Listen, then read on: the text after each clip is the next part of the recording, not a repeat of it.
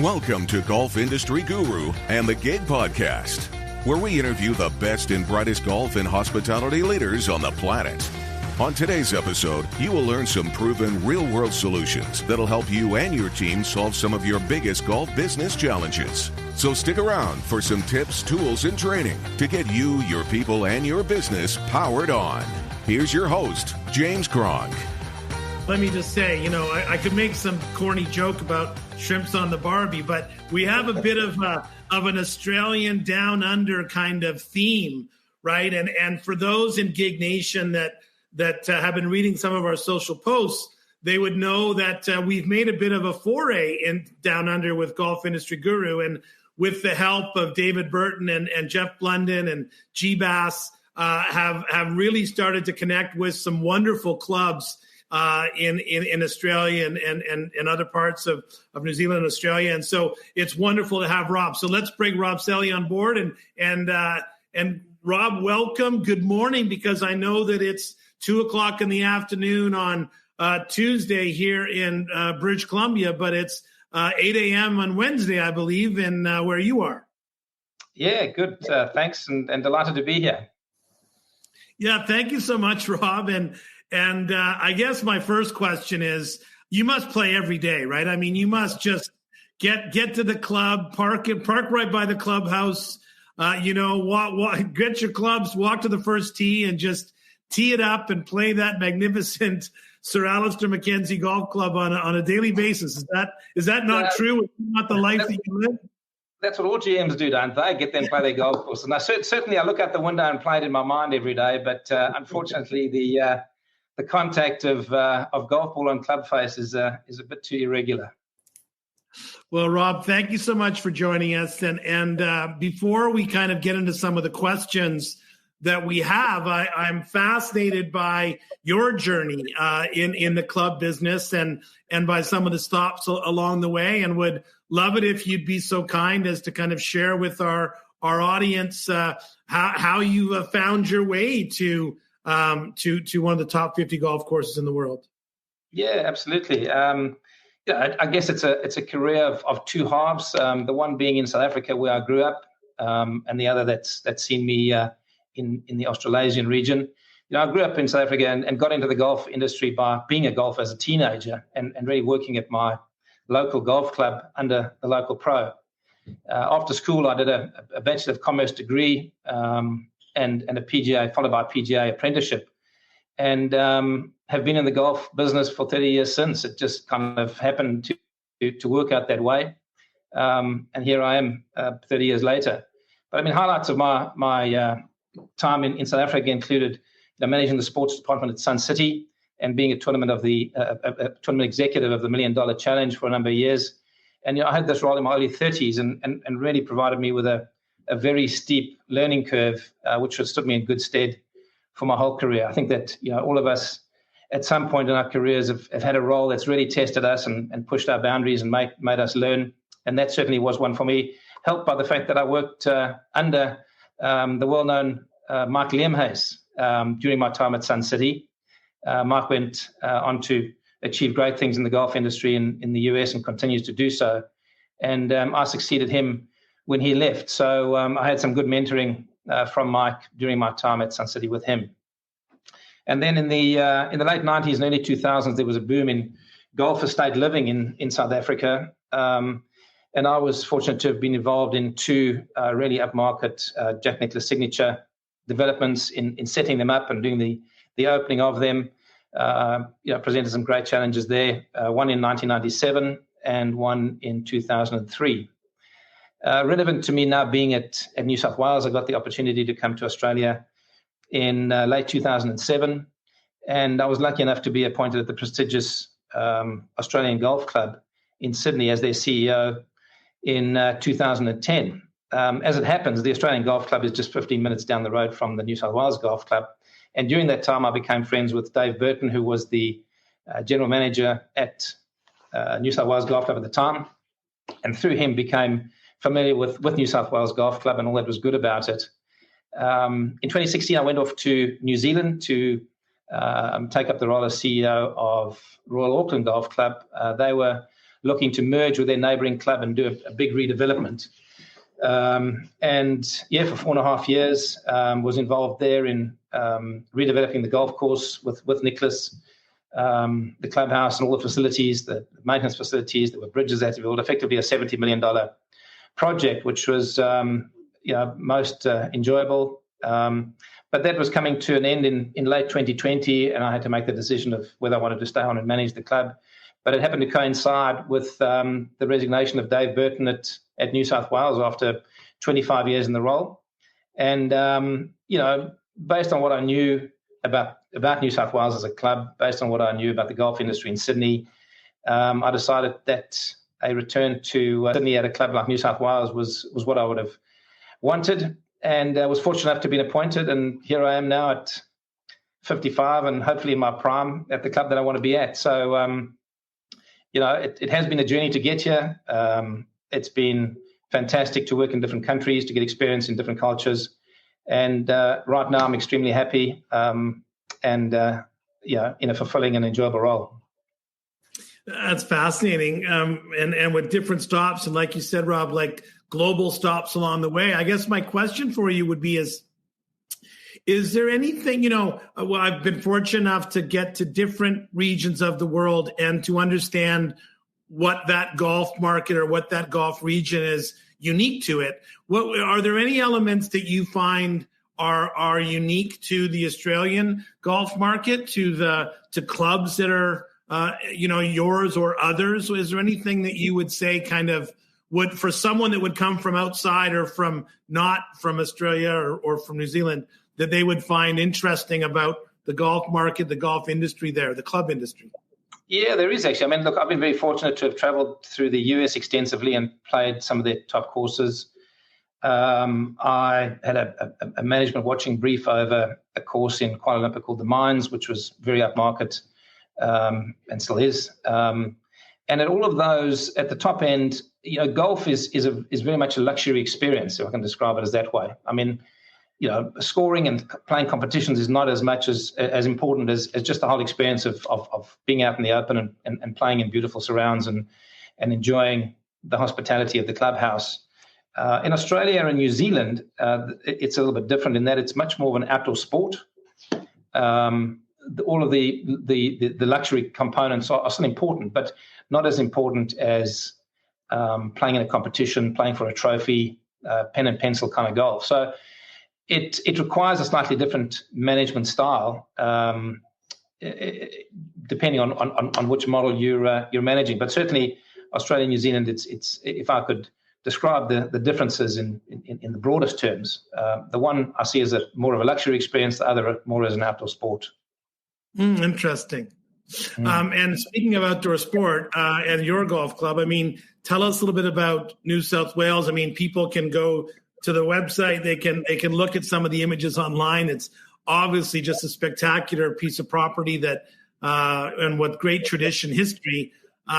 You were saying that you gotta hit I guess a low running draw to keep it under the wind. Is that the trick? You've got to be able to control your ball flight. I would never survive playing that golf course with my launch. I've got a launch angle that's about 90 degrees.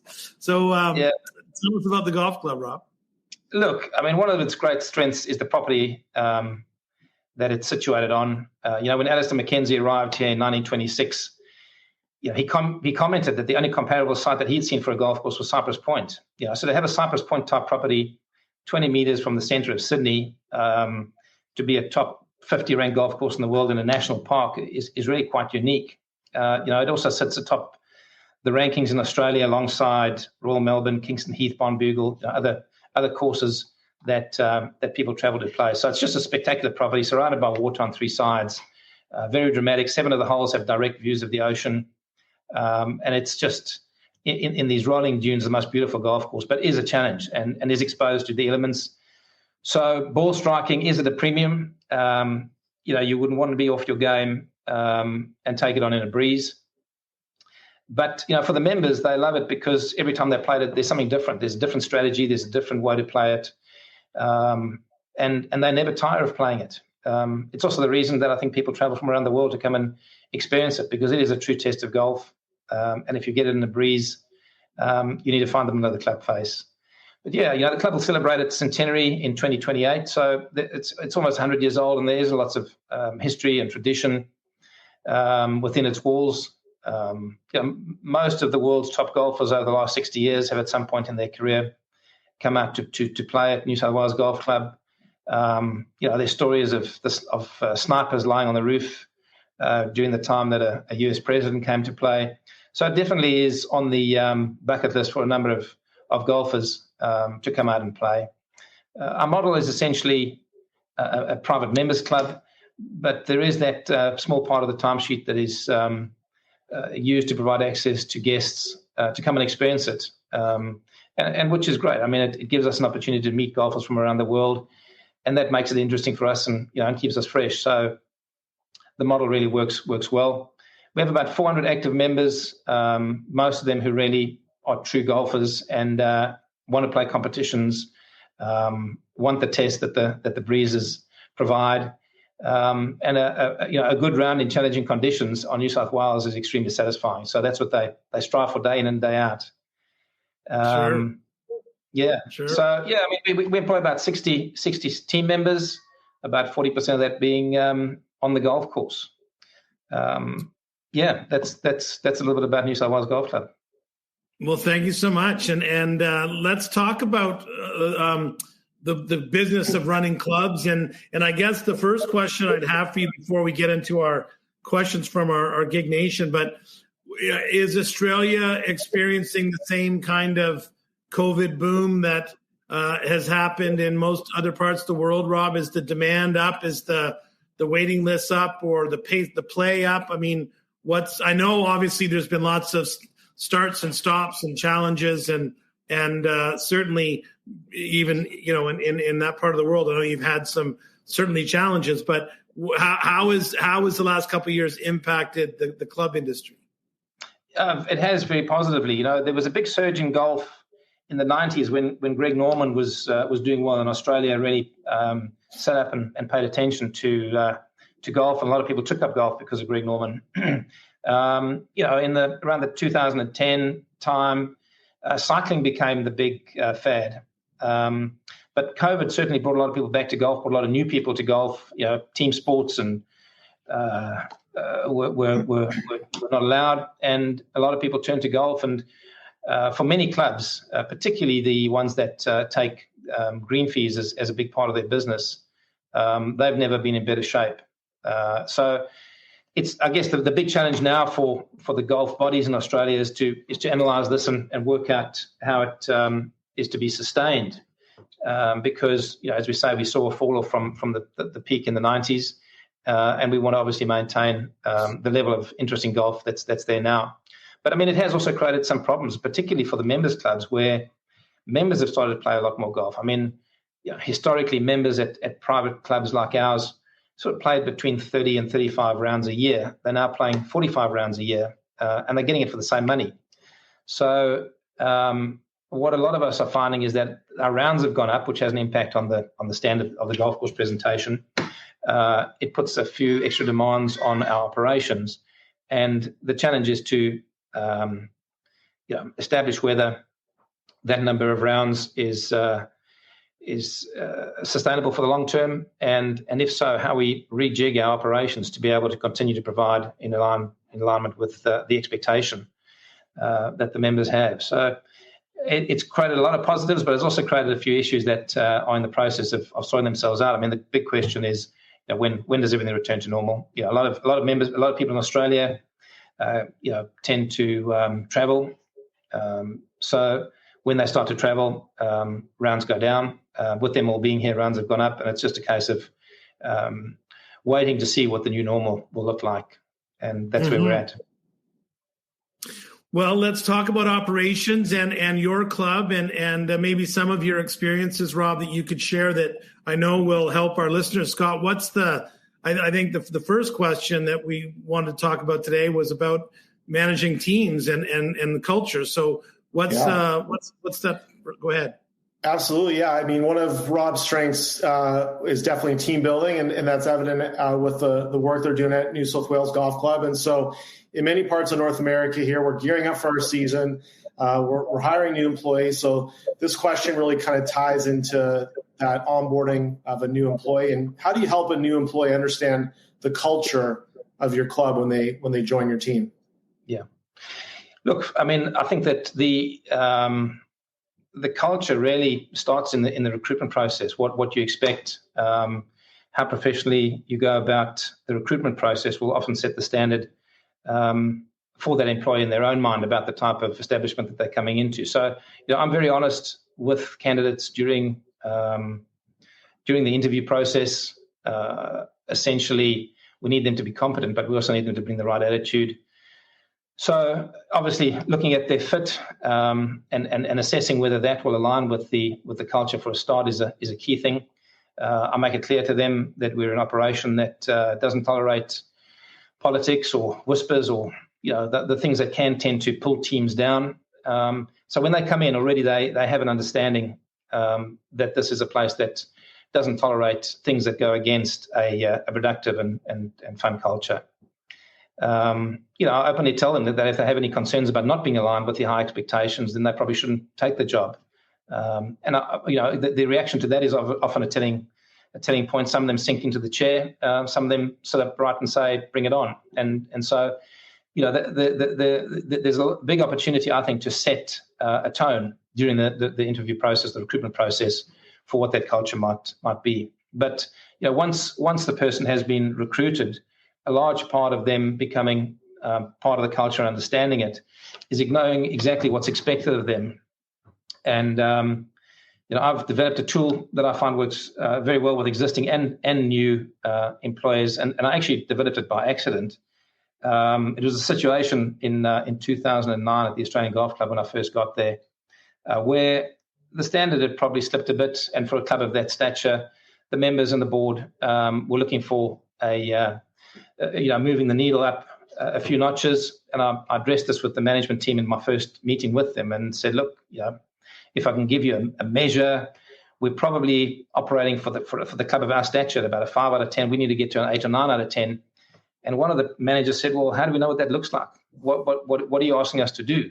And I wasn't prepared for that question and went away and it kept me awake for the wee hours for about a month, thinking about how I could actually enunciate and illustrate what it was that a culture of excellence and a high standard looked like. And so I developed this presentation called the Mental Ledger, and it's all about how our subconscious mind works in evaluating the experiences that we have. For example, if we're going to go and stay at a 5-star hotel, we probably imagine a lot of the things that we're going to experience before we even get there. We picture the room, we picture the swimming pool, we picture the restaurant. In our head, we imagining the type of service we're going to get, the attention to detail that 5-star would provide. We're living those things even before we get there in our minds. And then as we go through the experience of actually being there, we're kind of subconsciously judging, I think, against what we're getting relative to what we had in our mind that we should get. And our mind is always subconsciously kind of assessing the value that we're getting for the price that we're paying. And I think that in golf clubs, it's exactly the same. So, just explaining a bit about how I think our minds work in looking at that. When we pay the bill and check out, our mind subconsciously tabulates all of the experiences that we've had, the good ones and the bad ones, the ones that met expectation or the ones that didn't, and tells us whether it thinks we got good value or not, and whether we'd go back there or not. And members and guests to golf clubs are doing the same thing. From the time they arrive at the front gate till the time they leave, there's a number of touch points that can either impress them or disappoint them. And a culture of excellence involves identifying all of those and having a plan for each of them. The other part of that mental ledger presentation, besides just explaining how I think our minds work, was to put photographs alongside each other, which illustrated extreme opposites to each other, and asked the question, which one do we want to be? For example, there's a picture of a luxury car interior, a Bentley or a Rolls Royce, alongside a photograph of a really old car with wires hanging out from under the steering wheel. And we just said, if our club was a car, which one would we be? And everybody can very quickly identify they'd like to be the luxury car. You put a picture of a 5-star hotel room and a 1-star hotel room next to each other, and you say, where would you rather stay? Mm-hmm. Pictures of well-groomed, smiling service team, all in uniform, versus one that's kind of a ragtag bunch, and say, which one represents how we want to look? Pictures of a very highly groomed golf course versus one that's worn and a lot of weeds. And very quickly, everybody's able to identify which one they would rather be. And so it then becomes a series of pictures that we try and work with, as opposed to words that try and explain it. And what works very effectively now that everybody has been through the mental ledger. When you bring a new employee into the club, you take them through that. When you talk about the mental ledger, everybody's got an understanding of what it means and how it should look through the eyes of the guest. So when I'm walking around the clubhouse, I'll pull an employee aside and say, let's stand here and you tell me what your mental ledger is telling you about the picture that's in front of you. And it might be at the bar where there's dirty glasses, or there's a rag that's off to the side, or there's coasters lying all over the place. And so we kind of, as a team, we work in pictures of knowing what we don't want it to look like, and when it starts to look like that, being able to identify it so we can fix it. And in terms of bringing a new employee into the club and getting them to understand what the standards are and what the expectations are, I found that as an extremely valuable tool. Pictures with an understanding of how our minds work. And then saying, view everything that you do through the eyes of the member or the guest. And so they're looking at themselves all the time. They're listening to themselves all the time. And that's how I do it. I love it. It's so simple, Rob, but it's so powerful when you think about just the ability. Like you say, we always talk about how do you define 5-star service, but I just love the fact of for those people to show them, here's what we strive to be versus here's the opposite. It's that the great visual example. And I think that might lead to our next question, Scott, because Rob talked about it with regards to someone slumping in their chair or sitting up, I guess. Scott, can you the second question we got was, obviously the person that perks up versus the person that slumps, but when is there something that you look for people that you think are going to be able to fit that mental ledger better, or that's going to be that individual that's going to kind of embrace the experience you're trying to provide there at New South Wales? Yeah, look, when I do interviews, I try not to upsell a role. I mean, I try and downsell it because I want to see. I mean, they're coming expecting to be upsold, and unless it's a candidate, or one particular candidate that we're looking to headhunt, I generally try and talk down the roles and talk them out of it because I want to see how badly they want it. So obviously, having the right skills, having the right attitude, being the right fit, presentation, aligned with what we expect. But at the end of the day, it's the one that fights hardest for it in a situation where they're being told that maybe it isn't for them, or maybe it's a bridge too far. And I generally want them to arrive on their first day at work feeling a little bit nervous about the fact that they're taking on this job that's got such high expectations, because I think that if they are, they're going to be open to learning. If you upsell to them and they just think it's a stroll in, your ability to break down, what they think they need to bring is a lot more difficult. So it's the one that wants it the most. It's the one that is willing to be open to buying into the program, along with the other non-negotiables like being qualified and being the right fit. But it's that little test where they show you how much it means to them how much they want it, despite the fact that you're actually telling them that maybe they don't.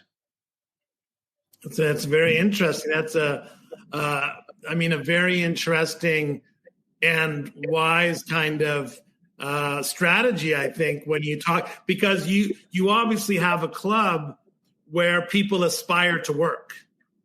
I mean, the best of the best probably want to work there. You probably have a lot of that, right? Absolutely, and it gives you a comeback as well. If after a month they're struggling, you can say, "Look, I did warn you about this, and you need to up your game because I was very clear about the need for you to perform in this way, and you're not." So if you upsell, they can often accuse you of telling them that it was going to be like it isn't. But if you give them the bare facts and the harsh realities, it gives you a position of strength when it comes to them if they're battling to perform to that a little later down the track. And that, Scott, I think our next question, based on my notes, is about creativity. And so, how do you encourage creative thinking amongst the leadership and frontline teams? So, is there an opportunity for creativity and for an innovation at the club, or is it tradition and it's like this is the way we've done it for 50 years and we're going to keep doing it that way? How do you achieve both? Look, I think creativity is critical, particularly, the vision of our club is to be one of the world's great golf experiences, and you can't be that if you're not being creative. So, firstly, when it comes to creativity, I think that micromanagement is the killer of creative thinking. And if you're watching over everybody's move, they're just going to become zombies, and they're going to wait for you to tell them what to do. So, for me, I encourage an environment of creativity. And to achieve that, I need to clearly set the expectations, empower the team to come up with ideas, be open to the ideas, because it's no good asking for ideas and then ignoring them all and shooting them down. And then involve, I like to, if somebody comes up with an idea, I like to involve them in the delivery of that idea so they see it through. A large part of inspiring creativity is also about encouragement, praise, formal recognition, to reinforce those positive outcomes. But as far as having setting clear expectations are concerned, of which creativity is then born. As a management team, we've developed 5 key pillars. A lot of them are cliche, but we really do reiterate them to ourselves. We all know them off by heart. There's in our staff room, there's big posters which emphasize them. And they were developed by the team, and they are trust and reliability. We want to be able to trust and rely on each other. Excellence in everything we do, so we hold each other to that account. Teamwork and good communication. There's no such thing as my job, which really played out during COVID when our food and beverage operations were closed. We sent our chefs to go and build revetted bunkers, and they loved it. And there was no pushback. There's times when we have to bring our golf team up to make coffees. That teamwork is just so important if you're going to live up to every expectation that comes our way. One of the key pillars that we came up with was creativity and innovation. So, we're talking about that. That sits right amongst our 5 top things that we want to encourage. And then creating a fun and relaxed environment is the last one. And that's something that we talk about a lot, but something that I emphasize, that we need to earn the right to work in a fun and relaxed environment. If we're not performing to the standards, it's never going to be a fun and relaxed environment. And so making sure that we all perform to the highest level, and that our cogs are all turning at the same speed at that level. At that point, I think a fun and relaxed environment is there to be had. So, in facilitating creative thinking, those are the pillars. But I also, the recognition part to stimulate it and to reinforce it is critical. And I have a program that I introduced, which involves the heads of department identifying somebody in their department every second week that has done something that's demonstrated outstanding performance or creative thinking. Golf course, golf operations, kitchen, front of house, and administration all have to. The manager of those departments each put forward to me a person that they've nominated that they think is worthy of recognition. I've then installed TVs through the back of house of the club, and every 2 weeks, anybody who's nominated goes up with a photograph of them and why they've been nominated. I select the winner, and they get a cash reward. And 9 times out of 10, I reward the person who's come up with a creative idea, and they know that. They know that's what I'm looking for. People have. Some examples. Not that it's a creative idea, but it's going above and beyond. We had at a club that I was at, we had a member whose electric caddy buggy went rogue and ended up in the bottom of the lake, and their car keys were in there. And our golf director stripped down into his underpants and swam down and retrieved it. He didn't have to do that, but going above and beyond, we've had staff members who have changed tyres for members in the car park. And those sort of things are acknowledged and rewarded, and they get put up on the TVs, and there's a level of pride. But it installs in them, and they'll look at the TV and go, so-and-so was nominated for this and this and that.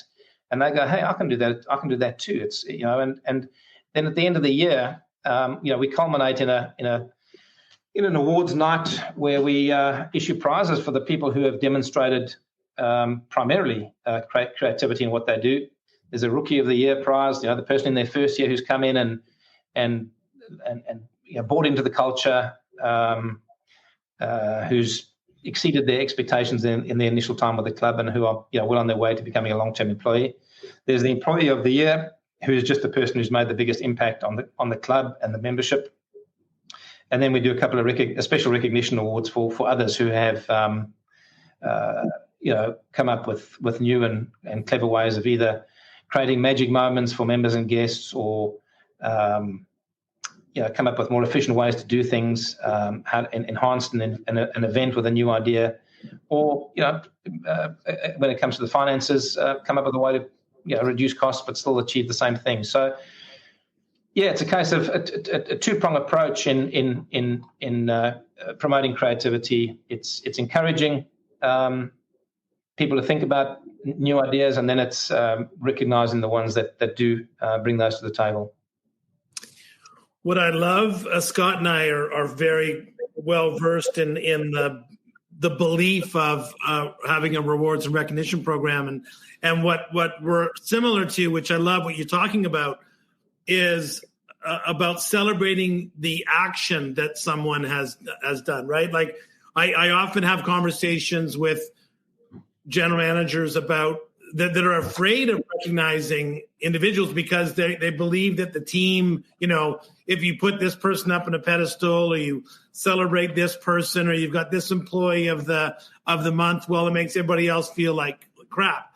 And it's like, but we're celebrating the action that person did. The anyone can do something different, and obviously you're finding those people out and you're bringing them from all different departments, which is fantastic. But I think where people think that recognition is phony is when, it's like it's that person's turn or something. It's like, it's like the long service award.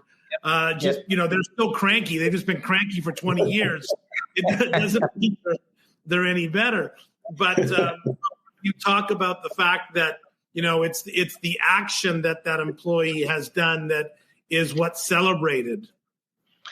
Yeah, absolutely. And I judge it to get the outcomes for the team, which are to encourage, as we talked about, to encourage creativity. And the good thing is that it does tend to move around. The same people don't keep coming up all the time, which is fantastic. I've got a great team, and they're all trying to make a difference. And the energy and the forward momentum that comes from that is really seeing it feeds on itself, and is seeing us receive huge compliments through all of our departments in terms of our service attitude, attention to detail, and really creating magic moments for our members. Our members can afford all the material things that money can buy, but a magic moment that is an emotionally positive thing for them is a different prospect and something that they treasure. And we talk about that a lot as a team, and I tease our golf operations staff because we get a lot of letters from visitors who come and play it and say how wonderful our staff were. And I challenge our staff to get recognised by name. If one gets recognised by name and not the other, I'll tease the other about the fact that why weren't they on the letter? And so they all know that they need to be on. They need to provide that positive experience by interacting, by getting out from behind the counter. There's a disease that we talk about in the club here called counteritis, which is where people get stuck behind the counter and don't come out and engage. So we've got an antidote for counteritis. But all of those things that keep that team being creative and understanding the importance of it in the context of what it provides to our members and the guests. Now, Rob, you've had stops along the way, and I mean, if you're like any other general manager, you've probably been at a club that maybe didn't embrace creativity and innovation or change. So as a leader, not from the staff standpoint, but from the board standpoint, from a member standpoint, do you have any kind of best practices that you've, do you believe that there are some clubs that are willing and interested in embracing innovation and creativity and magic moments, and that there are other clubs that want the sandwich to be the same for the last 30 years? And do you believe that is the culture of the club, and that can the manager change that culture, or do you think it's a lost effort? Look, I think it can be changed. I mean, the most important thing for a general manager is to be able to read the tea leaves. Somebody once said to me that the two most scrutinized roles that anyone can have is the general manager of a private members golf club, or the headmaster of a private school. Every move, your tone of voice, your body language, your demeanor, your decision making, everything is scrutinized all the time. So the first thing is that you've got to know which things are sacred cows and which aren't. And if they're sacred cows and wrong, just be very careful about how you go about looking to change them. But, for me, I think that the way for us as general managers to bring about change without putting ourselves, exposing ourselves in terms of the direction the club wants to go is through a meaningful strategic plan, which is developed between the general manager and the board, and which is realistic and has realistic vision. You have clubs which say, have a vision, our golf course will be comparable to the best in the world, but they don't have the budget or the expertise to deliver it. So it kind of just becomes a deck of motherhood statements that sits in the bottom drawer. But I think if you've got a strategic plan, the board is responsible along with you for coming up with what the vision is. And if the vision is to improve, write that into the strategic plan across all the different components of the strategic plan, write in what those improvements might look like, and get the board to agree on them. And then you can always hold them to account to that. There's always a measure that helps you and backs you up as a general manager in driving change, and constantly working with the board to make sure that they are happy with the speed at which it's going, the direction in which it's going. But I think that change can be brought about in any club, even if it's small change to start with, just to build momentum. And at every club there's a bit of low-hanging fruit, and that's really where to start. The things that everybody goes, wow, that's nice. It's not that you have to rebuild the clubhouse or change the whole golf course, but it's just a little clever idea that creates a little magic moment that suddenly starts to build momentum, where members start to trust that the people who are managing the club know what they're doing and are aware of their needs. And when you do that, they're open to more change. And it's just the speed at which you take it and how you go about it. But as a general manager, having a meaningful, a live document as a strategic plan I think is the foundation of which change can be brought about, which aligns with the expectations of the club, which is agreed with by the board. And so that's just the backup and the foundation that we need as general managers, I think. Yeah, it's brilliant. Excellent. Scott, what's the next question? I think it moves into... Yeah, so Rob, just in your opinion, what do you think the biggest challenge facing leaders in the club industry today is? Look, fortunately, I don't have the problem as much as some others do, but it's I think working with boards for general managers and club leaders that change regularly. A lot of time and energy is spent adjusting to the changing dynamics and skill sets within the club's boards, and so the general managers is constantly having to, generally reporting to 9 different bosses that are coming and going. Some have different ideas, all looking for your support for their idea. Where in clubs where there's no proper succession planning or board induction processes, this is accentuated. And so, for a general manager to operate in what I call the grey space, where there's no real clarity on what the expectation is or what direction the board is driving it in, that's a big change for club leaders. And when I look at the golf industry in Australia in the last year, we've had 10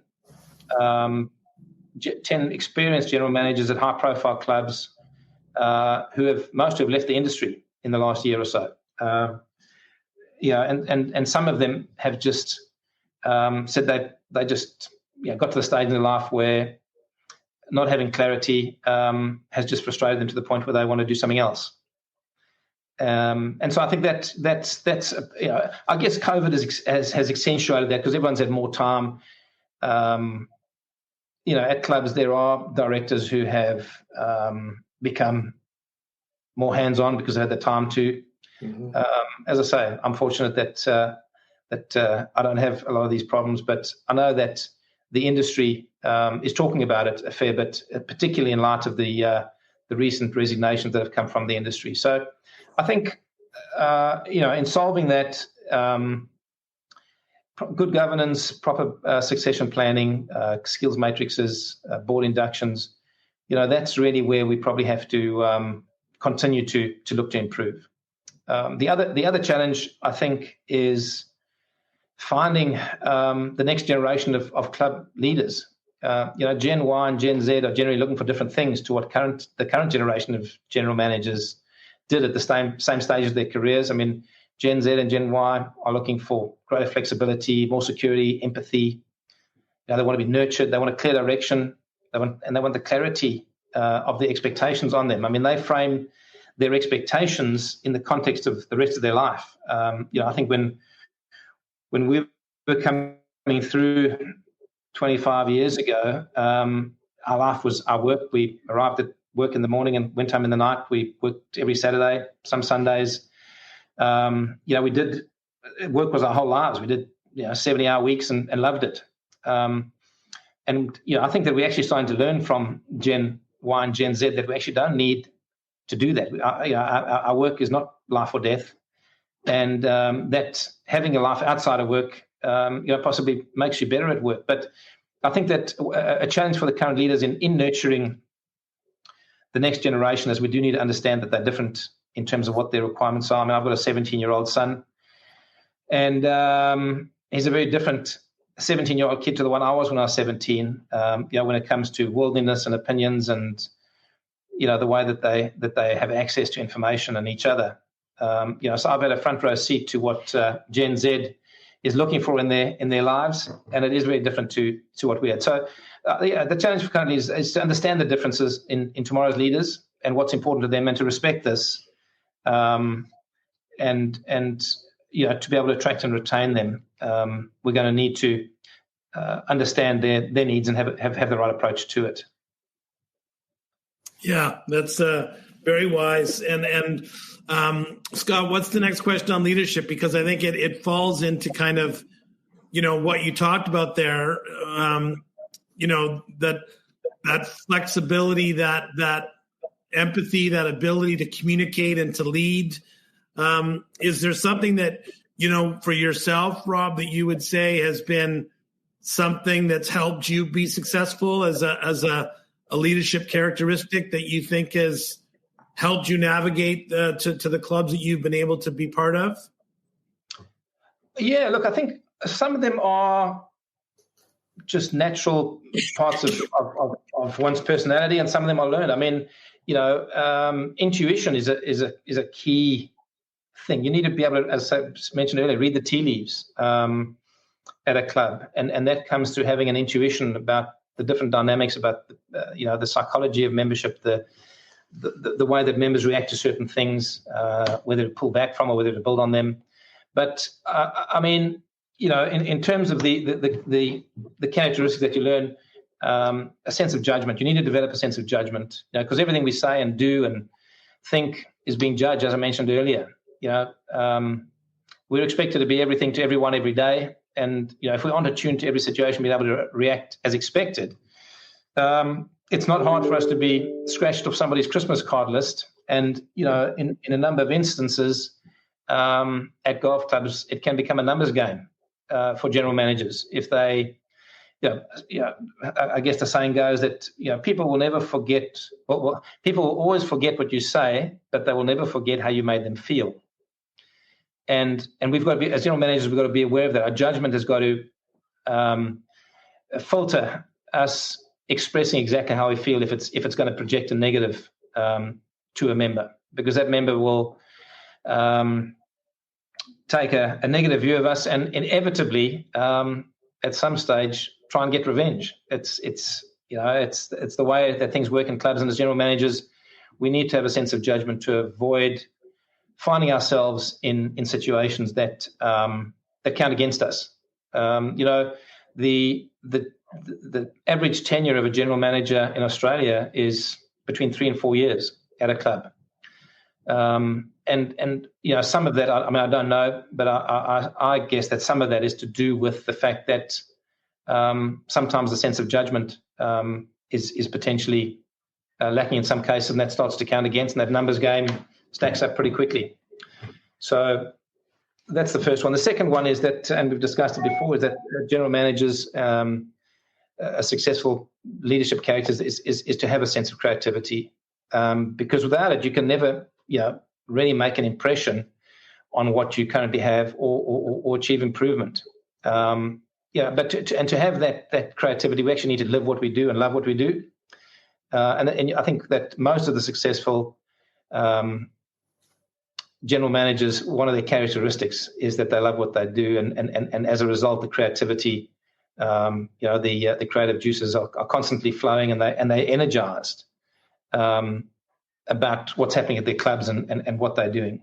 And as I mentioned earlier as well, part of what we need to do is be driven by the desire to see positive emotional outcomes from our members and their guests. We're in the fun business. We're in the business of creating happiness, and we need to be creative in order to achieve that. And then the last characteristic I would suggest is that we need to be able to take full accountability for the performance of every aspect of operation. And that's something I actually learned from a Navy SEAL by the name of, and who's a motivational singer and now podcaster, a guy by the name of Jocko Willink, who has written a book called Extreme Ownership. And he talks about a situation when he was the leader of a unit, and something went wrong. He wasn't even there. He wasn't part of the planning, but it was his unit. And he took full ownership of it, and went on to kind of, in his own mind, figure out what this extreme ownership is all about. And it means when you're in charge, nobody else is to blame for anything that goes wrong, even if you aren't near it at the time. And so it basically, we need to have a strength as general managers to not avoid the hard discussions or to take shortcuts. And if we do, we've got to be prepared to live with it and take full responsibility for the consequences. So I think to be a characteristic of a general manager, you need to be brave and strong and accountable, and not blame anything on anybody else, and basically let everybody know that the buck stops with you, and live by that. So, so to summarize, a good sense of judgment, high level of creativity, and a willingness to take ownership, I think, are the key characteristics that will stand a general manager in good stead in today's industry. So it sounds like they need to have a few superpowers. I mean, like I've always said, the club business is more complicated than rocket science. What always impresses me is that successful general managers, in my experience, they have an ability to love people, even when people are not lovable. Sometimes the way, but they truly have an ability to have a bit of a Teflon suit on that allows the negativity that can be created at a club to kind of repel that and to bounce off. But to we talk about giving as much weight, if not more weight, to the positive things that happen than we do to the negative things that happen. You can't just take. You can't put all the weight on the negative things that happen to us each day. And at a club, you're constantly going to deal with negativity or challenges or the gripes or the politics or whatever it might be. But I'm always impressed by those general managers that have the ability to lead through that and to continue to be that positive example for their team and for the 90%. I mean, at the end of the day, the 90%, the quiet ones, those are the ones that are happy every day. It's the 10% that comes in the office 3 times a week. Absolutely. The vocal minority. So, leads Scott to, I think, one a couple last questions. 2 more. So, I guess, Rob, how have you? What's your trick? What's the skill that, or what's the ability that you've been able to do to continue to grow and develop as a leader? You just mentioned a book that you've read and educate yourself, and you're part of Golf Industry Guru, so you're a brilliant man, obviously, that believes in education. But what are some of the things that's allowed you to continue to grow and develop as a leader? Look, I think the golf industry is a constant journey of discovery. I don't think that there's anybody who can predict what's going to happen tomorrow in their golf clubs, or can say that they have every single skill in their toolbox to deal with it. So it's a constant learning process. Every day we learn something new, or are presented with a challenge that we have to overcome. And I guess that's what makes it so interesting. You're dealing with people dynamics. You're dealing with a product that can constantly be improved on. You're dealing with systems and processes that can constantly be improved. And there's a lot of smart people in the industry who are developing different areas that relate to their area of expertise. And then, if you can learn from those people and start to put the whole picture together, it's rewarding to see an operation that works well. I mean, for me, for many years, I found it quite challenging to find industry-specific, golf industry-specific learnings. Joe Perdue wrote a book a long time ago, and I consumed that, and I think I've read that 2 or 3 times. That was just fantastic. But we were generally reading books on finance, or books on restaurants, or books on hotels, to try and learn things, or books on agronomy, to try and learn about our industry. And in recent times, the CMA, Club Resource Centre, and Golf Industry Guru have transformed that for us. And so, for me, those are the sources that provide industry-specific information in bite-sized chunks. And, I can't get, I wish I had an extra 5 hours a day where I could just trawl those resources and continue to steal ideas and implement them and adjust them to suit our operation. It's for me, the constant learning is what keeps me energized and enjoying what I do. Also, in recent years, with people like Jeff Blunden and others who are benchmarking, the benchmarking guys in the US.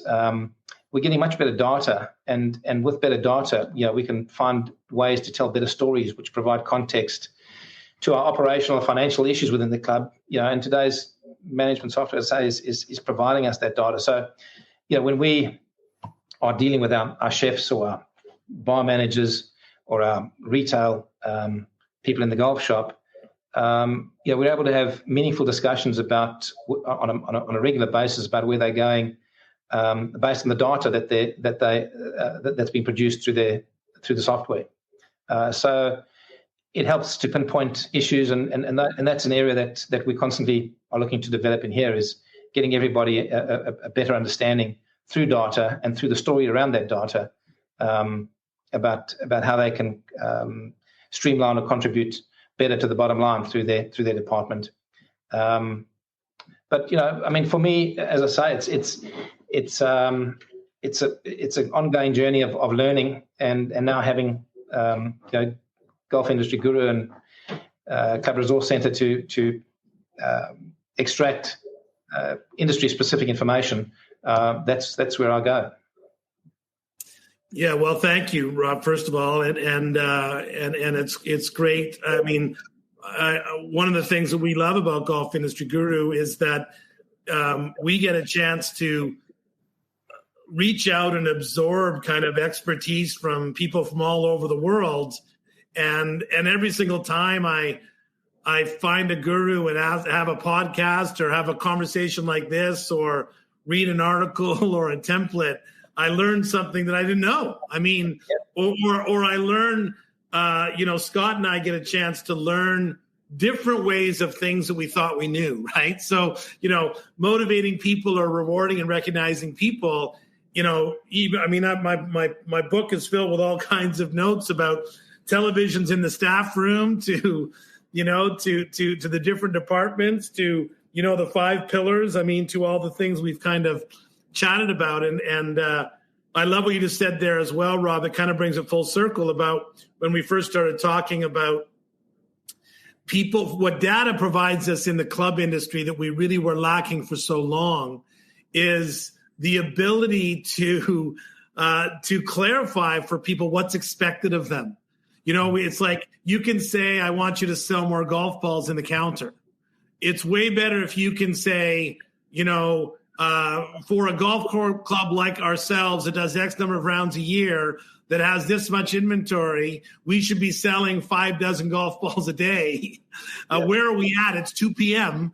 There's 5 groups left before 3 o'clock. So, the ability to have this kind of content and the data is so valuable in setting clear expectations for people.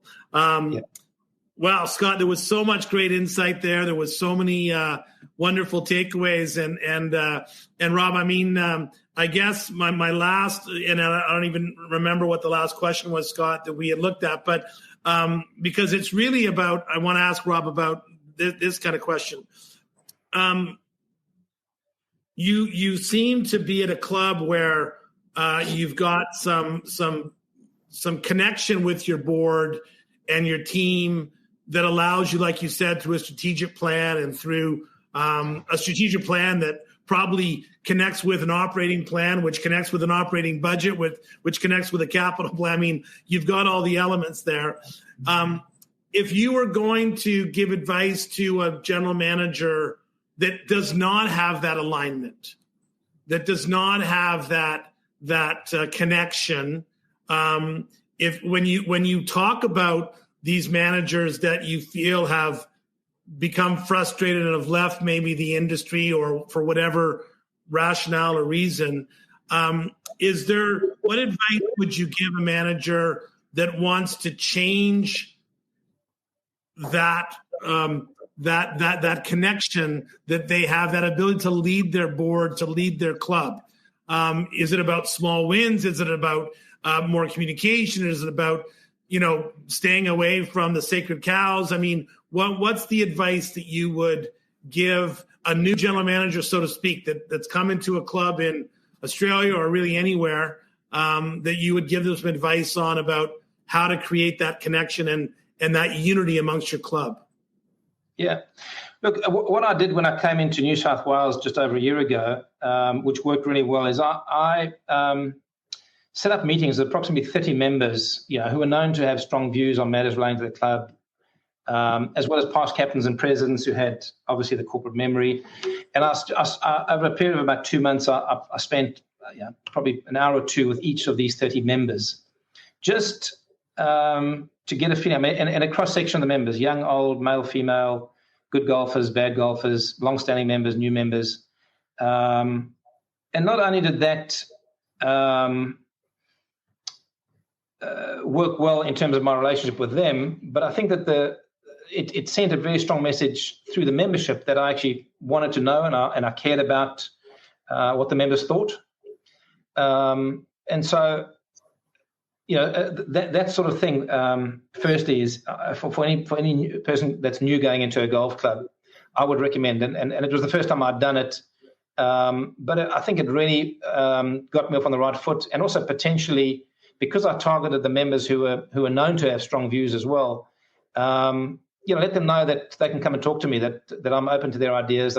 Generally, that vocal minority gets shut down in a club and just become an ongoing nag.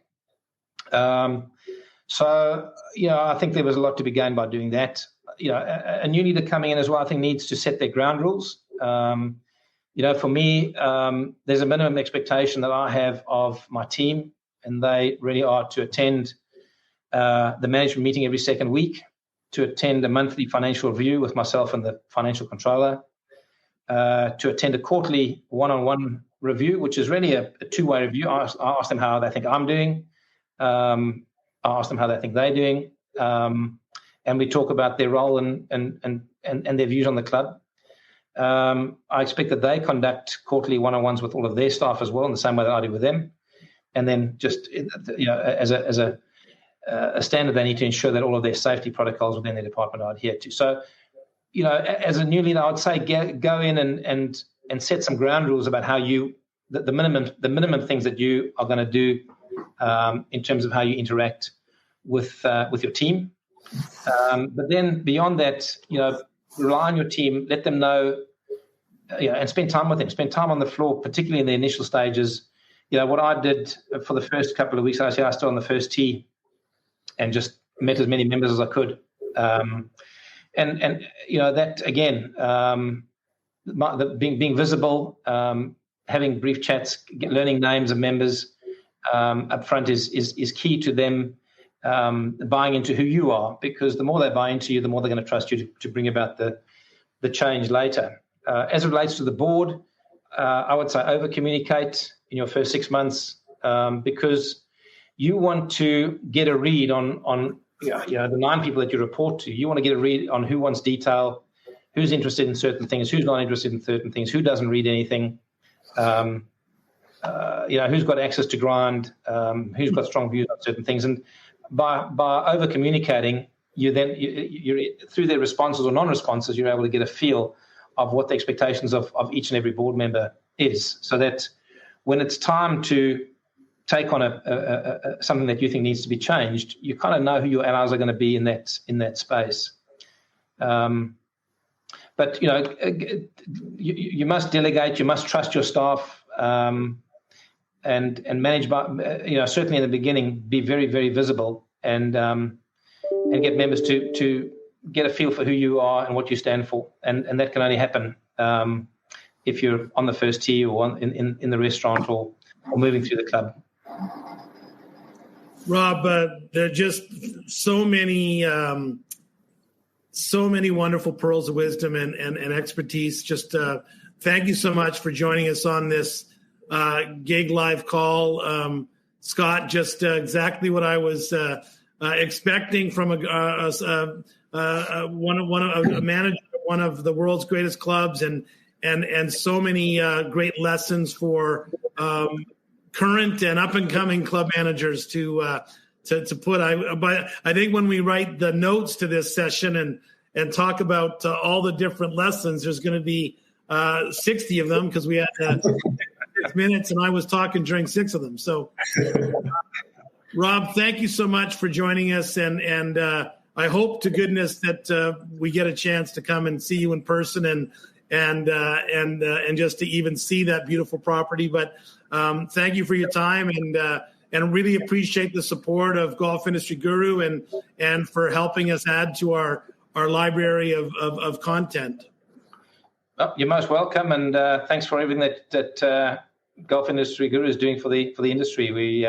We're really enjoying utilizing it, and it's helping us move forward. So thank you. Our pleasure. Thank you, Scott. Thank you, Rob, and everybody have a wonderful day. Thanks for listening to the Gig Podcast. We hope you enjoyed this episode, and mostly that you learned a few things that will help you improve your business. Join us next time as we continue to bring you the best and brightest golf and hospitality leaders on the planet. Thanks for listening.